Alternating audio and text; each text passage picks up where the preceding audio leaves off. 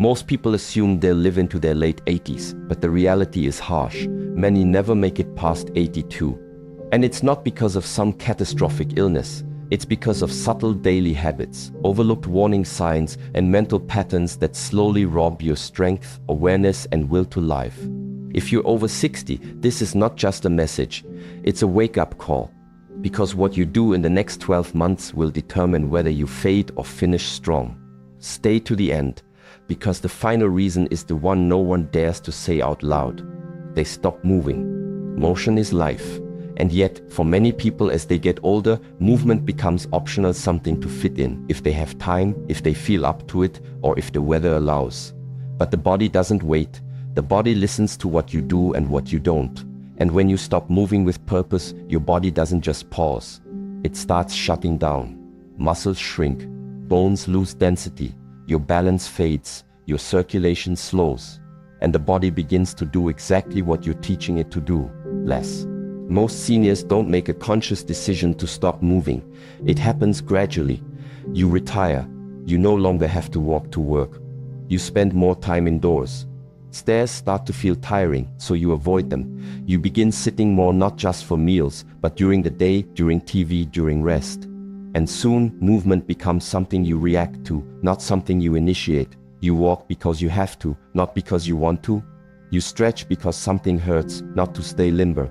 You go outside only when necessary, and before you realize it, your world and your body have shrunk. But here's what most people don't understand. The problem isn't just physical. Yes, when you stop moving, your muscles atrophy, your joints stiffen, your bones become fragile. But it goes deeper than that. Movement is stimulation, not just to your body, but to your brain. When you move, you send signals from your feet to your spine to your brainstem. These signals wake up the nervous system. They keep you sharp. They regulate your mood. They remind your body, I'm still here. I still have purpose. The moment you stop engaging your body with intention, your brain activity starts to dim. You feel slower, less creative, more tired. You begin to lose confidence. And slowly you lose identity, because movement is identity. The way you walk, stand, reach, stretch, and hold yourself, it tells your nervous system that you're still living, not just surviving. That's why walking around the house isn't enough.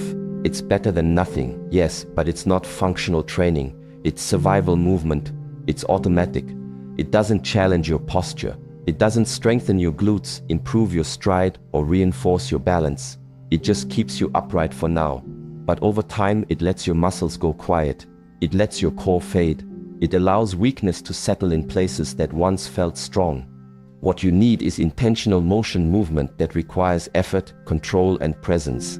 Not to run a marathon, not to lift heavy weights, but to keep your joints working the way they were meant to keep your spine aligned, to keep your nervous system awake. That means resistance training, even if it's just using a band or body weight. That means stretching with focus, not just bending randomly. That means posture exercises that help your shoulders stay back, your neck stay tall, and your hips stay stable. And yes, it means walking with purpose, every day, outside if possible, where the surface changes, where you have to engage your balance and stride with real awareness. Every time you move with intention, you tell your nervous system, I'm still needed, keep me sharp. And your body responds, your blood starts flowing, your hormones rebalance, your digestion improves, your breathing deepens, your mood lifts. You don't need a full gym. You don't need fancy routines. You just need to reclaim movement as medicine, daily, consistent, non-negotiable. Because once you stop moving, the decline doesn't wait. It shows up fast. First, in small ways, your legs feel weak after a short walk. You trip more often. You hesitate when turning, but then it grows. You start losing muscle mass, not from disease, but from disuse. You start losing bone, not from age, but from inactivity. And once your posture begins to collapse, your lungs lose space, your balance becomes shaky, and your confidence crumbles. Movement is not something to do if you feel good. It's what makes you feel good. It's what keeps your digestion working, your joints moving, your brain firing. It's what tells your body you still belong in this world, not just as a passenger, but as a participant. So ask yourself, when was the last time you moved for your health, not out of habit, but with intention? When was the last time you walked not just to the kitchen, but around the block with your chest lifted and your stride strong? When was the last time you stood tall, stretched wide, and reminded your body that it was built to engage? Don't let convenience steal your energy. Don't let comfort weaken your legs. Don't let stillness become your default. You don't need hours. You just need a few minutes every day to send the message: I'm still here, I still move, I still choose to live. Because motion is life, and life, real, vibrant, engaged life, begins the moment you take the next step. They eat for comfort, not fuel. There comes a quiet shift in how many people eat as they grow older, and it often goes unnoticed. It starts small, skipping meals because you're not as hungry, choosing softer foods because they're easier to chew, eating something quick because it's just you at the table. But over time, eating becomes less about fueling your body and more about comforting it. Food becomes routine, emotion-driven or nostalgic, and while there's nothing wrong with comfort now and then, the danger is when it becomes the default. Because your body, especially after 60, doesn't need comfort. It needs support. The truth is, your digestive system changes with age. Your stomach produces less acid. Your gut bacteria shift. Your body becomes less efficient at absorbing certain nutrients, especially protein, magnesium, B12, and vitamin D. You lose muscle faster, you store fat easier, and your insulin response isn't as sharp as it used to be. That means the food choices that were fine when you were 30 now work against you after 60. If you keep eating like you used to, your body doesn't just slow down, it starts breaking down. Quietly, internally, cell by cell. Yet most older adults still build their meals around what's familiar. Bread, pasta, mashed potatoes, cereal, crackers, cookies, processed meats, easy snacks, soft, sweet, salty, and repetitive. These foods are comforting, but they're also empty. They spike blood sugar, cause inflammation, and leave your cells underfed. You feel full, but your body is still starving for real nutrition. And over time, that starvation shows up as fatigue, joint pain, brain fog, weakened immunity, and slow healing. You're not getting old, you're getting undernourished. And here's what most people don't realize. Comfort food doesn't just affect your body, it affects your mind. Highly processed, carb-heavy foods sedate you. They dull your focus. They lower your energy. They trigger inflammation in the brain, reduce neurotransmitter function, and even worsen symptoms of depression. That midday nap you need after a heavy lunch, that mental fog you can't shake in the afternoon, that constant bloated, sluggish feeling. It's not your age, it's your diet. You are what your cells can absorb, not what you eat. And if your cells are swimming in sugar, stripped of fiber, and missing critical nutrients, they can't repair themselves. They can't regenerate muscle. They can't protect your organs. They can't keep your nervous system sharp. When you eat for comfort, you remove vitality from your life. Your body may still be functioning, but it's not thriving. It's surviving. And that's the slow shift no one talks about. The difference between aging and decaying. So what does it mean to eat with intention? It means prioritizing function over flavor, not every time, but most of the time. It means building meals around protein, lean meats, fish, eggs, legumes, because muscle is the currency of aging, and without it, everything declines. It means choosing fiber-rich foods, vegetables, fruits with skin, whole grains, seeds, because your digestion needs stimulation to stay active. It means cutting back on sugar, not just for weight, but because sugar feeds inflammation and drains your energy. And it means hydrating with water, not soda, juice, or coffee all day, because your cells need clean fluid to function well. Eating well isn't about restriction, it's about respect. Respecting what your body needs at this stage of life. Respecting your future self enough to give it strength now. You don't need to follow a strict diet or become a health expert. You just need to be honest. Are you feeding your body or are you numbing it? Are you eating to stay sharp, mobile, and energized, or to pass time, soothe stress, or avoid cooking? One change makes a difference. Swapping breakfast cereal for eggs and fruit, replacing soda with water and lemon, adding a handful of greens to your plate, skipping dessert 2 nights a week. These small decisions send your body a powerful message. I still care. I'm still here. I still want to live well. And your body will respond with more energy, better mood, improved sleep, and clearer thinking. You don't need perfect meals, but you do need purposeful ones. Because after 60, food is no longer just about enjoyment. It's your medicine. It's your momentum. It's your message to your cells that you're not giving up, you're just getting started. They shrink their social world. Connection is not just a luxury. It's not just something nice to have. For the aging body and brain, connection is medicine. It's what keeps the nervous system regulated. It's what keeps your mind sharp, your heart steady, and your spirit alive. But as people grow older, many begin to shrink their social world slowly and often without noticing. They stop calling friends. They stop attending events. They skip family gatherings. Conversations get shorter. Days get quieter. And that slow quiet becomes a kind of isolation that can do more damage than any disease. When you disconnect from people, your body begins to respond, and not in a good way. Studies show that social isolation increases your risk of early death more than obesity, more than alcoholism, and even more than physical inactivity. It raises cortisol, the stress hormone. It suppresses immune function. It increases inflammation. It contributes to memory decline, anxiety, depression, and even cardiovascular problems. You may still be breathing, but your cells start acting like you've already checked out. And yet it happens to so many people. Sometimes it's the result of retirement. You stop seeing coworkers, your routine shifts, your schedule becomes flexible, but your world becomes smaller. Other times it's health related. You lose mobility and suddenly leaving the house feels like a hassle. Or friends pass away, families move, the phone rings less often, and you find yourself spending entire days in silence, not because you want to, but because you've accepted it as normal. But loneliness is not normal. It's not just an emotional state, it's a physical condition that takes a real toll on your health. What many don't realize is that social interaction is neurological exercise. Every time you talk to someone, really talk, your brain is firing on multiple levels. You process language, remember details, read body language, respond to emotion, and navigate the rhythm of the conversation. It keeps your brain alive. Laughter boosts dopamine. Listening activates empathy. Physical touch reduces blood pressure and stabilizes the heart. These aren't small things. They are the hidden regulators of your internal world. And when they disappear, your body begins to withdraw from life itself. That's why it's not enough to just be around people. You need meaningful interaction, real connection, the kind that reminds you that you still belong here, that your story matters, that someone sees you and that you see them. It can be a phone call, a coffee meetup, a walk with a neighbor, volunteering once a week, joining a group even if it's small. These aren't luxuries, they're non-negotiables.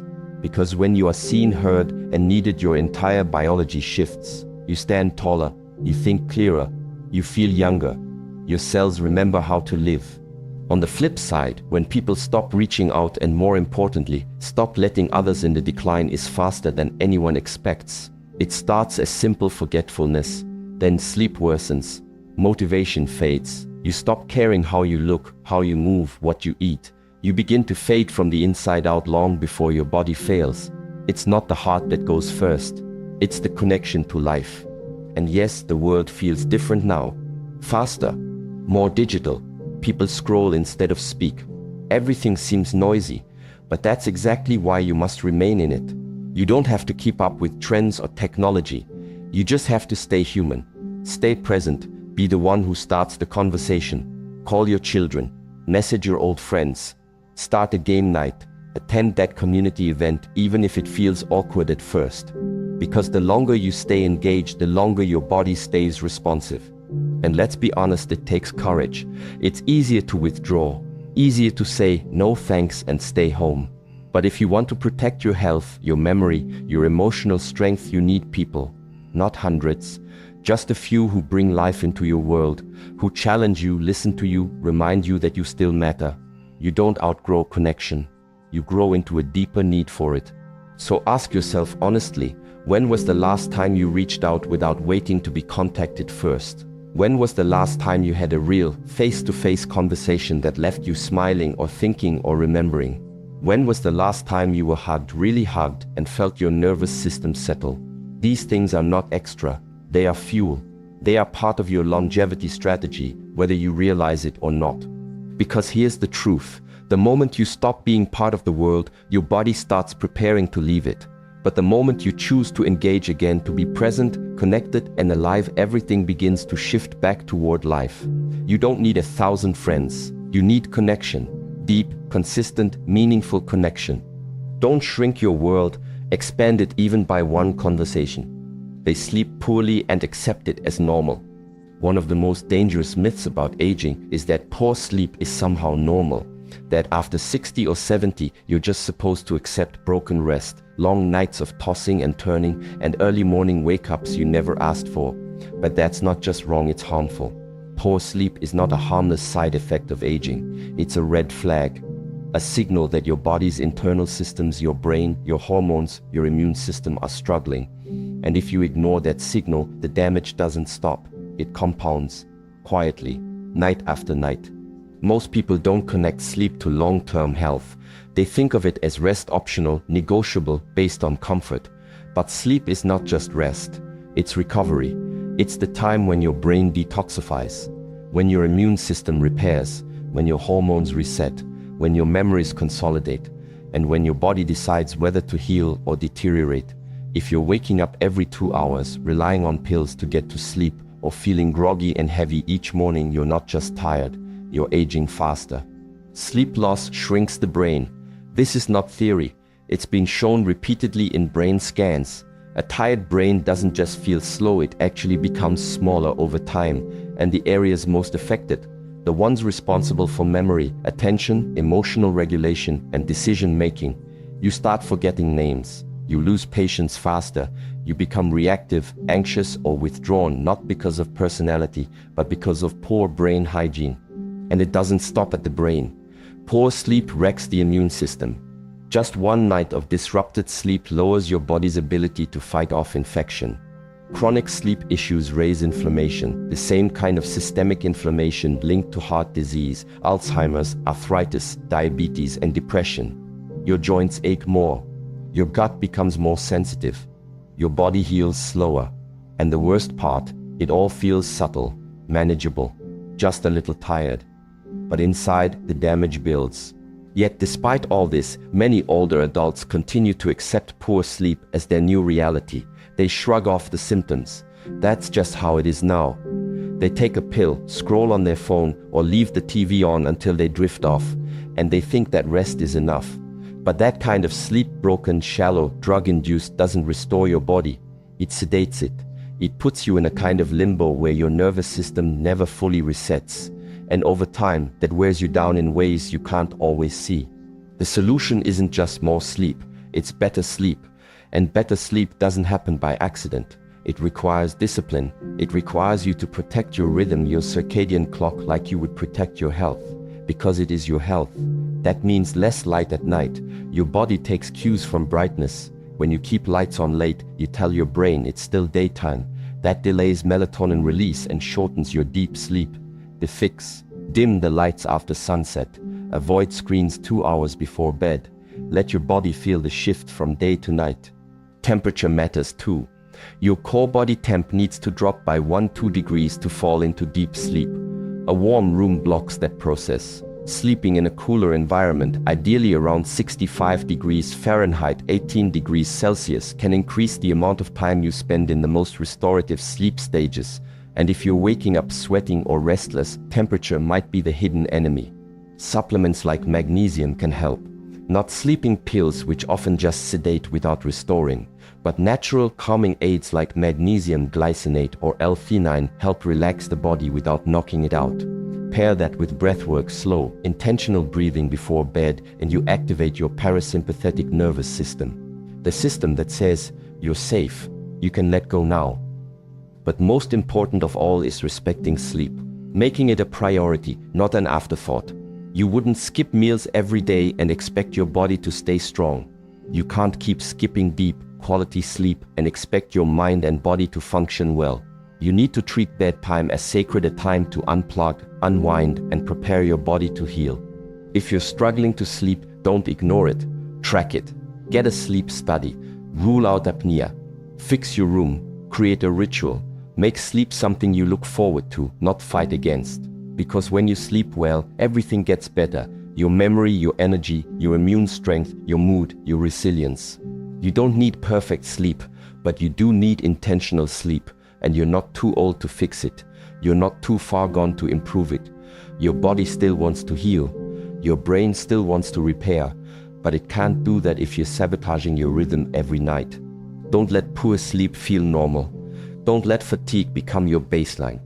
Choose rest that restores you, not just rest that gets you through the night. Because the longer you sleep poorly, the shorter your life becomes. They live without purpose. This is the last one, and it's the hardest. Not because it's rare, but because it's everywhere. Quiet, unspoken, invisible from the outside, but deeply felt on the inside. It's the moment someone stops moving towards something. When the days all start to look the same. When there's nothing to aim at, nothing to build, nothing to protect or grow. It's not a loss of time, it's a loss of meaning. And when that goes, the body starts to fade soon after. Purpose is not a job. It's not your title. It's not even your productivity. Purpose is a decision to remain committed to something that matters. It could be taking care of your health, supporting someone you love, sharing your wisdom, helping others, learning a new skill, or simply waking up each day with the mindset, I still have something to give. It's not about being busy, it's about being needed. And when the nervous system knows you're needed, it stays engaged. But when it doesn't, it downshifts, slowly, reluctantly, but surely. The problem is, most people retire from more than just work. They retire from effort, from vision, from the challenge that kept them sharp. The clock no longer matters. The deadlines are gone. And for the first few months, that can feel like peace. But too much stillness is not peace, it's decline in disguise. The body begins to loosen. Muscles lose tone. Posture collapses. The appetite fades. Sleep becomes lighter. Hormones drop.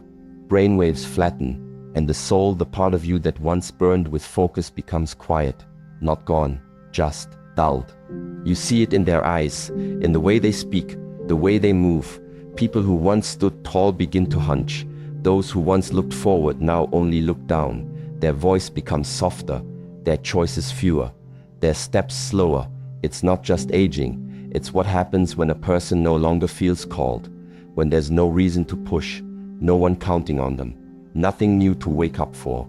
And here's the harsh truth. Without purpose, the human system starts to prepare for exit, not instantly, but gradually. The immune system weakens. Memory becomes less important, so the brain lets go of it. The eyes don't focus as clearly. The spine compresses. Blood flow slows. These are not just the side effects of time. They are the side effects of disconnection from meaning. And the body, smart as it is, does not waste energy where there is no longer intention. But here's the good news. Purpose can return at any age, for any person. It doesn't require a grand mission or a public platform. It starts with a single question. What can I still give? That question has power. It lights a fire in the nervous system. It brings focus back to the eyes. It tightens the posture. It strengthens the heartbeat. It tells your biology, there's still something here. Keep going. Purpose can be small. Watering your garden with intention. Calling your grandson and listening fully. Mentoring a younger neighbor. Reading a new book. Learning a new recipe. Walking to stay strong for someone else, helping others move through their fear. You don't need applause. You just need responsibility, even if it's only to yourself. Because once you take ownership, once you decide that life is still in session, everything starts to change. You eat better, you sleep deeper, your thoughts become clearer. Why? Because the body follows the mind, and the mind follows purpose. When you say to yourself, I am not done, your cells hear you. Your brain begins to adapt. Your nervous system tunes in. You stop drifting. You begin to move forward again, maybe slowly, but surely. Don't let the world convince you that your best years are behind you. Don't believe the lie that retirement means releasing meaning. You don't retire from being needed. You don't retire from leading your own life. You don't retire from caring. If you wake up today, then today is yours to lead. If you're breathing, you're still being asked to participate. Don't live passively. Don't drift through time. Don't treat life like a waiting room. The clock hasn't stopped. It's still ticking. But the question is, are you still showing up? Purpose doesn't find you. You create it with your choices, with your attention, with your will. choose something worth showing up for. Because the moment you live without purpose, the body begins to wonder why it's still here. And the moment you live with purpose again, the body remembers, and it starts rebuilding your life from the inside out. You don't need a grand mission, but you do need a reason. A garden, a grandchild, a journal, a group, a cause. Anything that reminds you, I matter. Final wisdom. Most people don't die because they're old. They die because they've stopped participating in life. Don't wait for decline to remind you to live.